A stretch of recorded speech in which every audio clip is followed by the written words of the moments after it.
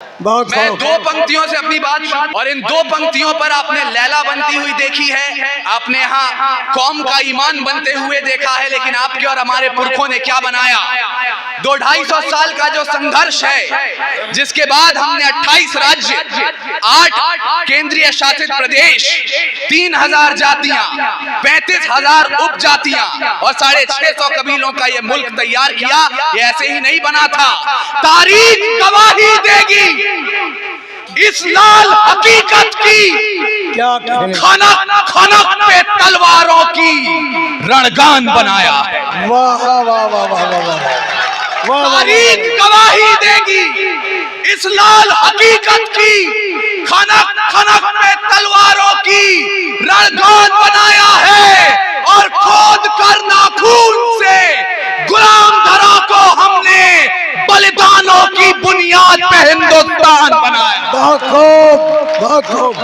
वाह वाह वाह वाह वाह वाह। खोद कर नाखून से गुलाम धरा को हमने बलिदानों की बुनियाद पे हिंदुस्तान बनाया है।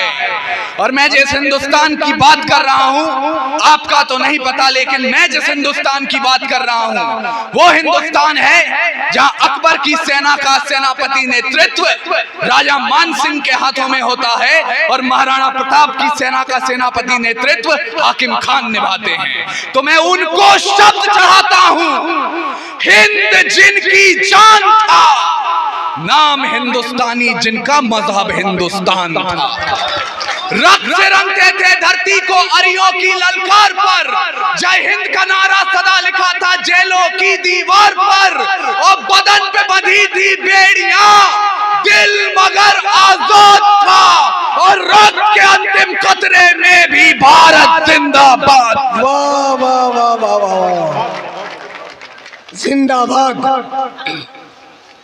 रक्त के अंतिम कतरे में भी भारत जिंदाबाद था। उसके बावजूद कहा जाता है कि 14 अगस्त मध्य रात्रि 2 दस्तावेजों पर दस्तखत हुए और आजादी हमारी झोली में आ गई। माफ कीजिएगा, ऐसा नहीं हुआ था। अपने इतिहास को याद कीजिए, कतरा कतरा खून दिया था, दी जवानी जुनून दिया था, खड़े अंग्रेज माने नहीं तो गोलियों से भून दिया था। गोरियों के गाल नहीं थे ना आवाज वजीरों की, खन खनाहट गूंजती थी सेल्यूलर में जंजीरों की। राजनीति से मिली नहीं है, नहीं खरीदी पैसों से, सौदा लहू के मोल हुआ था भगत सिंह जैसों से, और माओ ने गोली खाई थी, बेटे लटके फंदों पर, आजादी की डोली उठी है कुर्बानी के कंधों पर। वाह वाह। बहुत खूब। जिंदाबाद। आजादी की डोली उठी है कुर्बानी के कंधों पर, लेकिन उन कुर्बानों के लिए हमने किया क्या सर? जिन सीनों ने ये ना पूछा गोली का अंजाम क्या है, राम क्या, रहीम क्या, हिंदुत्व क्या, इस्लाम क्या है, सपना केवल एक देखा, मुस्कुराता सा परिवेश दिखे, वो देख सके ना इसे मगर आजाद भारत देश दिखे। अरे जिस बिस्मिल की गजल ने तिरंगा ख्वाब दिखाया है, उस बिस्मिल की बैन से हमने बर्तन तक मजवाया है। वाह वाह वाह वाह। और बिहार की जमीन पर सच्चाई को एक दस्तक दे रहा हूं, और मुझे डरे सहमे हुए लोगों के तालियों की आवश्यकता भी नहीं है। जो मंदिर रखने लायक थी, राम प्रसाद बिस्मिल की बहन, जो मंदिर रखने लायक थी, वो देवी रखी पनघट पर, और चुन चुन गुंडे भेजे हमने लोकसभा की चौखट पर।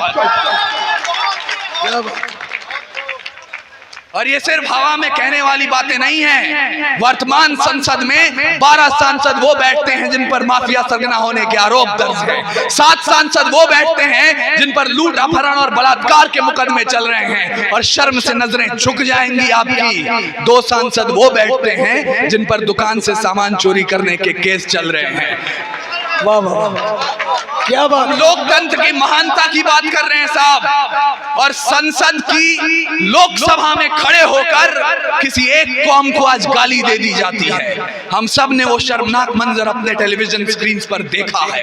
उसके बाद ईमान मजमे वालों, आपके समक्ष केवल एक बात कहना चाहता हूं। मैंने आजादी के इतिहास को पढ़ा है, गाया है, सुनाया है।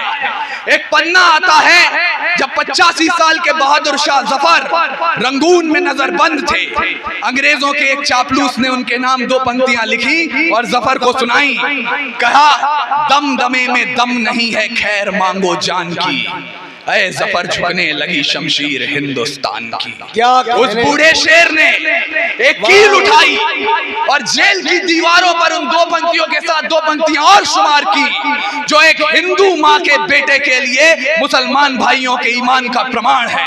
बहादुर शाह जफर ने कहा, आप कहते हैं दम दमे में दम नहीं है, खैर मांगो जान की। ऐ जफर झुकने लगी शमशीर हिंदुस्तान की। तो जवाब भी सुनते जाएं, गाजियों में बू रहेगी जब तलक ईमान की, तख्ते लंदन तक चलेगी तेग हिंदुस्तान। क्या, वाह वाह वाह वाह वाह, तख्ते लंदन तक चलेगी तेग हिंदुस्तान की। और हिंदुस्तान वो देश है जहां मुसलमानों की पहचान अजमल कसाब से नहीं होती, जो ताज होटल में घुसकर 166 लोगों को मौत के घाट उतार दे। इस मुल्क में मुसलमानों की पहचान होती है तो कब्रिस्तान के उन खुददार रखवालों से, जो बंबई कब्रिस्तान के बाहर खड़े हो गए और कहे मर जाएंगे लेकिन इस नापाक जिस्म को अपने कब्रिस्तान में दफन नहीं होने देंगे। सलाम करता हूं आपकी कौम को। और मुझे ये कहने में ना कोई संकोच है ना कोई डर है कि जो हिंदुस्तान के टुकड़े होने की बात पर इंशाअल्लाह बोल सकता है, मैं उसे मुसलमान मानने को तैयार भी नहीं। वाह वाह वाह वाह वाह। और मैं आपके सामने बोल पा रहा हूं, यह आपके और हमारे भाईचारे का सबूत है। या बदचलन हवाओं का रुख मोड़ देंगे हम, या खुद को वाणी पुत्र कहना छोड़ देंगे हम। और सच लिखने में जिस दिन भी कांप गई कलम, कागज को फाड़ देंगे, कलम तोड़ देंगे हम। क्या बात है, वाह। मैं बचपन से सुनते आया हूं। समय की से कितना वक्त है सर मेरे पास? समय की अपनी सीमाएं हैं और मैं अपनी हदों को जानता हूं। इसलिए जाने से पहले आपने अब तक काव्य पाठ सुन लिया है, और वीर रस का इकलौता हिंदी कवि हूं मैं इस मंच पर। आपने काव्य पाठ सुन लिया है, कर्तव्य पाठ करने का अवसर मुझे दे दीजिए। और कर्तव्य पाठ इसलिए करना चाहता हूं क्योंकि सच्चाई इस मंच के लिए बहुत आवश्यक है। यहाँ नेतागण बैठे थे, चले गए हैं, होते तो उनके समक्ष भी बोलता। 4 पंक्तियां पुनः सच्चाई के दरवाजे पर दस्तक दे रहा हूं, और दरवाजा कितनी गर्मजोशी से आप खोलते हैं। मुझे एहसास कराइए कि एक बिहारी सचमुच 100 पर भारी होता है, क्योंकि विधानसभा का प्रांगण हमको बेनूर दिखाई देता है। बिहार विधानसभा का प्रांगण हमको बेनूर दिखाई देता है। विकास पुरुष भी सत्ता मद में चूर दिखाई देता। क्या कहने, वाह वाह वाह वाह वाह वाह वाह वाह। अगर ये मंच सच्चाई नहीं बोलेगा तो कौन बोलेगा? बेशक। विधानसभा का प्रांगण हमको बेनूर दिखाई देता है। विकास पुरुष भी सत्ता मद में चूर दिखाई देता है। अरे बिहार का तो मुस्तकबिल मजबूर दिखाई देता है, और हर कोयला राजनीति में कोहिनूर दिखाई देता है। अरे वाह वाह वाह वाह। हर कोयला राजनीति में कोहिनूर दिखाई देता है। लेकिन आप विचारिए, आखिर क्या कारण है कि पिछले 900 वर्षों में शक, हूण, तुर्क, तातार, कुषाण, यवन, चंगेज, पठान, मंगोल, मुगल, डच, फ्रांसीसी, पुर्तगाली और अंग्रेज आकर चले गए, हिंदुस्तान अभी भी जिंदा है। कारण नहीं, इसकी आप दिल से अरे कोई बात, आपका ये स्वीकार कर लिया, बस दिल से दिल की मोहब्बतें मिलती हैं तो शायद हम प्रदेश को बदलने का काम। वाह वाह वाह वाह।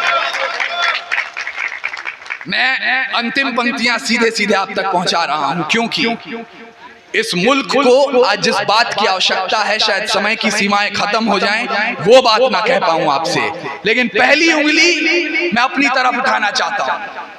और संकल्प लीजिए, यहाँ जो लोग इश्क मोहब्बत के तरानों पर कूद कूद कर अपनी वाह और अपनी दाद दे रहे थे, चचा आप लोग भी जितने उत्सुकता के साथ सुन रहे थे, उसी उत्सुकता को आमंत्रित कर रहा हूं, क्योंकि खुदा ने अगर दिल में इबादत के लिए इश्क दिया है तो रगों में इंकलाब के लिए खून भी दिया है। उस खून की हरारत को मत भूलिएगा।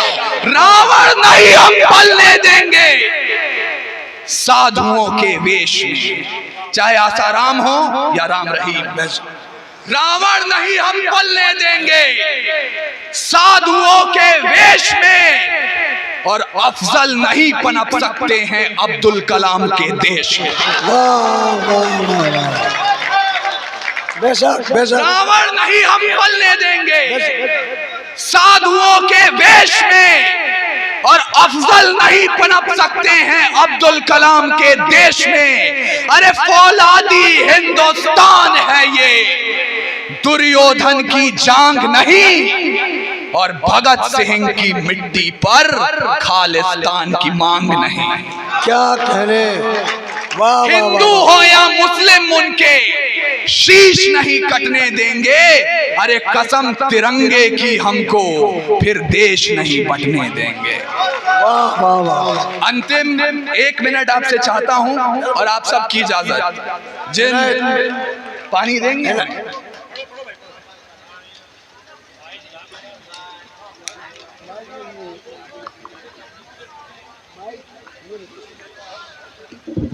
और मेरे काव्य पाठ के इस अंतिम चरण में अगर आप सब ने अपनी बेदारी दिखाई तो इफ्तिखार आलम साहब और आरिफ भाई, आप जहां भी हो, ये जो खाली कुर्सियां दिखाई दे रही हैं ये भी तालियां बजाएंगे। ये दावा मैं कर रहा हूं और आपके बलबूते पर, आपकी सनद पर, क्योंकि हास्य की भाषा नहीं लिखी है, ना ही गजल सुनाता हूँ, कविता लिखनी नहीं आती, चीखें लिखते जाता हूँ। देश मेरा जल रहा है, आग लगी है सीने में, हुक्मरान सब व्यस्त दिखे हैं खून गरीब का पीने में। तो हिंदुवाद या इस्लाम का पक्ष नहीं मैं लाया हूँ, घायल भारत चीख रहा है, चीख सुनाने आया। क्या बात। और ये देश सिर्फ सरहदों पर घायल नहीं होता है। अरे जब मंदिर मस्जिद के नाम पर हथियार उठाया जाता है, या दुधमुहों को भी हवस का शिकार बनाया जाता है, जब मठों के मठाधीश भी क्रोध में आने लगते हैं, या मौलाना बारूदी पैगाम सुनाने लगते हैं, अरे शाहरुख खान के बेटे को सजा कड़ी दी जाती है और अडानी पोर्ट की बात नहीं की जाती है, पेट्रोल की कीमत चढ़ते चढ़ते झूले आसमान को, या लखीमपुर में सत्ता ने जब रोंद दिया किसान को, अरे न्यूज चैनलों ने भी जब जब राग दरबारी सीखा है, तब तब भारत जख्मी होकर मेरे जरिए चीखा है। क्या बात है। तब तब भारत जख्मी होकर मेरे जरिए चीखा है। और अंतिम पंक्तियां मुझे विदा कीजिए, एक संकल्प लीजिए और हम आगे चरण में चलें मुशायरे के। जिन लोगों तक ये बात न पहुंची हो उन्हें भी संकल्प दिलाइए, कसम उठवाइए। आज हमने कौम की नुमाइंदगी की बात की, आज हमने हिंदू मुसलमान एक करने की बात की, मोहब्बत की बात की, माँ की बात की, लेकिन मादरे वतन को मत भूलिए, भारत माता को मत भूलिए। प्रीत की जो शीत गिरे गीत प्रेम के गाऊंगा, मौसम हो जो हंसने का बारंबार हंसाऊंगा, जुल्फ लिखूंगा कजरा रे और चाल ढाल मधमास लिखूंगा, धड़कन किसी के नाम सदा और यौवन का एहसास लिखूंगा, पर भारत माँ को दर्द हुआ तो चीखूंगा चिल्लाऊंगा, गली गली में घूम घूम कर माँ की पीर सुनाऊंगा, आजाद भगत सुभाष पटेल को राग कुरेद जगाऊंगा, अशफाकुल्ला खां की भांति काकोरी दोहराऊंगा, और शमशीर बना के कलम को अपने तिरंग का जय गान लिखूंगा, दुश्मन की छाती पर चढ़कर जय जय हिंदुस्तान।